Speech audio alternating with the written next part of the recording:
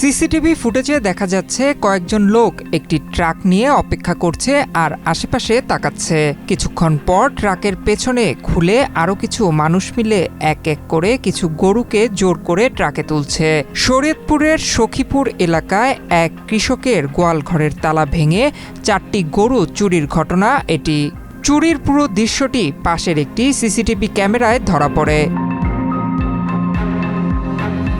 জানা যায় উপজেলার সখীপুর মাতবরকান্দি গ্রামের কৃষক সাইফুল মাতবরের গোয়ালঘরে রাখা 4টি গরু গভীর রাতে চুরি করে নিয়ে যায় দুর্বৃত্তরা। চোরেরা প্রথমে গোয়ালঘরের তালা ভেঙে গরুগুলো বের করে নেয় এবং পরে সেগুলো নিয়ে দ্রুত স্থান ত্যাগ করে।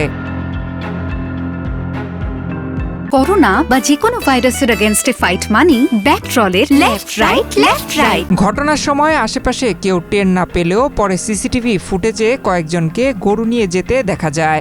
সকালে গোয়ালঘরের তালা ভাঙা অবস্থায় দেখে পরিবারের সদস্যরা বিষয়টি বুঝতে পারেন। পরে সিসিটিভি ফুটেজ দেখে চুরির বিষয়টি নিশ্চিত হন তারা। ভুক্তভোগী কৃষক সাইফুল মাতবর জানান তার গোয়ালঘর থেকে 4টি গরু চুরি হয়ে গেছে। এতে তার কয়েক লাখ টাকার ক্ষতি হয়েছে। তিনি দ্রুত চোরদের শনাক্ত করে গরুগুলো উদ্ধারের জন্য প্রশাসনের সহযোগিতা কামনা করেছেন। এ ব্যাপারে স্থানীয় থানায় অভিযোগ দায়েরের প্রস্তুতি চলছে।